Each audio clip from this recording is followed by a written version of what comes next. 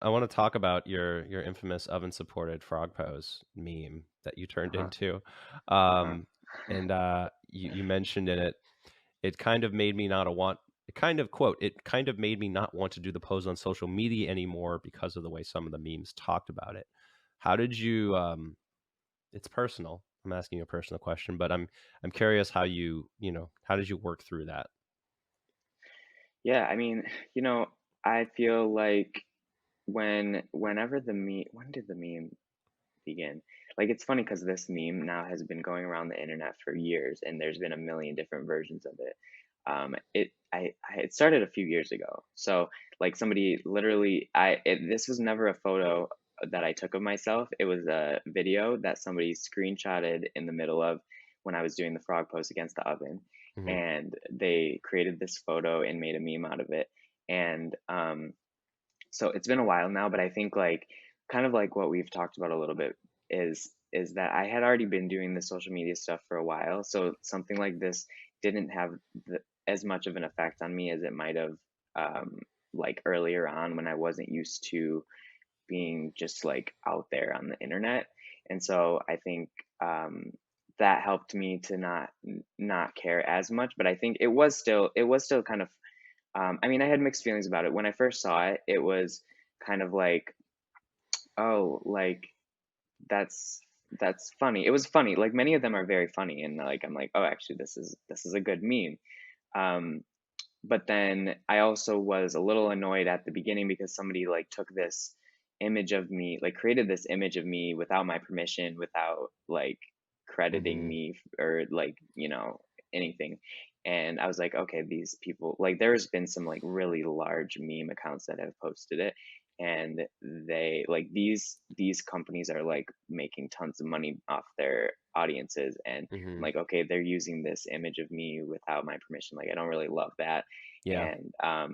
And then over time there's been some memes that are like less friendly, and like there's been some that are really funny, and then there's some that are like, I don't know, there's been some that are like racist or homophobic or like political or like just all these different things that Mm. are just more disrespectful, which Yeah. so those ones I don't enjoy as much. But I think just kind of like being on the internet, like you learn how to deal with things and you learn how to not not take things as personally. I mean, like for me, it's like the, the overall at the end of the day, like these are jokes, and that's kind of how I take it. It's not like Mhm. it's something that like deeply affects me, but um, it's also something that you do need to learn to deal with, and like when you're um, I mean, I've had a lot of videos that have gone viral, and so I think that's kind of given me the exposure to like like what that kind of thing can bring on and what kind of attention that can bring.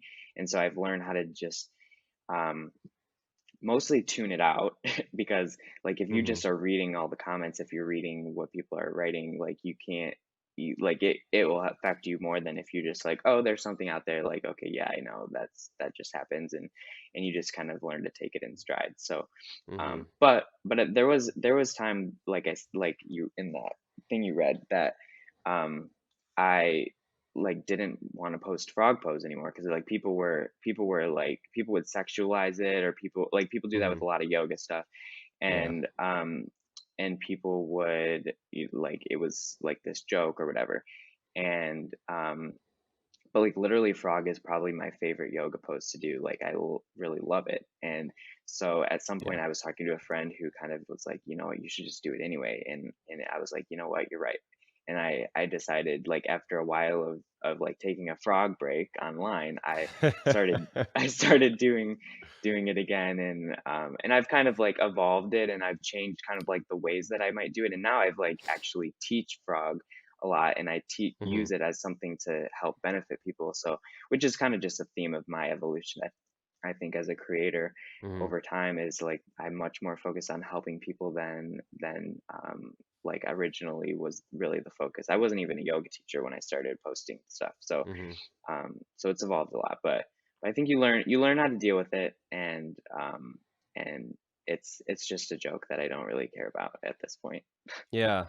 Yeah, no, it's kind of been my experience is like it's stings at first or like it's it affects you at first, but eventually you kind of get dead to it. Um, Yeah. you also learn that you just don't take certain poses from certain camera angles, and you're like, oh, Yeah. let's Yeah. let's turn the camera around for this one. Yeah. Yeah. Totally. And It's I've it's a great learning experience. Yeah, and I found there's just like I've had a weird desire to balance processing something versus just not giving it focus. So like Mhm. sometimes I feel like, okay, this is like really bothering me, so I need to process this and figure out like come to some sort of like emotional conclusion so I can move forward from this trauma, quote Yes. unquote. Very Yes. minor trauma, but still something that like is bugging you and is Yeah. stuck on a loop. So it's causing Yeah. trauma.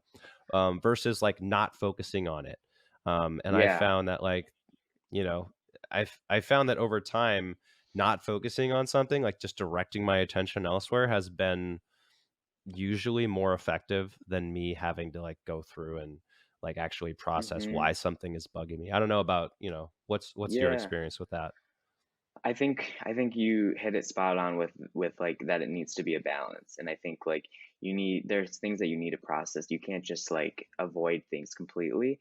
But like once you've processed something at that point, then you have to also learn how to not give things too much attention. And so it's like Mm, when like with the meme example, it's like, okay, like that bothered me a little. It never bothered me that much, but it bothered me a little bit. And once I was able to kind of process that and like understand like why it was bothering me, and then kind of make my peace a little bit with it, um, at least as much as I was going to, then it's like, okay, like when I see a new one now, instead of like going through all of that again and processing everything again, I'm able to be like, okay, you know what? Like I'm aware there's something new out there, but I don't need to give it my attention.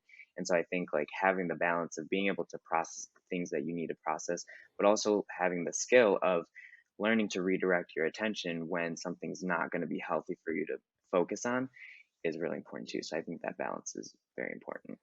yeah.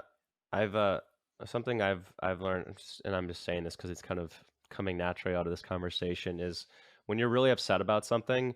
I forgot where I learned this from, but it's from one of the groups that I'm in. But you have to understand that if you're really upset about something, the next 5 minutes of dialogue that you're going to have in your head is just trash. Like Yeah. you have to like go for a walk, or you have to like do something that's going to distract you, and just like as all of those negative thoughts, mostly negative thoughts are going through your head, you're just like, this is just angry me. We're just gonna let this play out and Yeah. not put any importance on like what's going on for the next Yeah. 5 minutes. That's Um, something that's really important, but also so hard, like to be able to like not trust or believe your own thoughts. mm, Because like when you have like angry thoughts or when you have anxious thoughts or things like that, it's like these are not logical. These are just like um like these aren't good healthy thoughts. And to be able to not get so wrapped up in them and allow it to just be like, okay, I'm going to have some negative thoughts for a little bit. It's very hard, but it's also just such an important skill to learn how to do. And yeah, it's true. Like it's better to just go do some kind of stress relieving activity than just like ruminate about something. Hope you enjoyed that. Click over here if you want to watch another clip from the podcast. If you haven't subscribed, click over here to subscribe and check out full episodes on any major podcasting platform, full video episodes on the Better Man Podcast YouTube channel.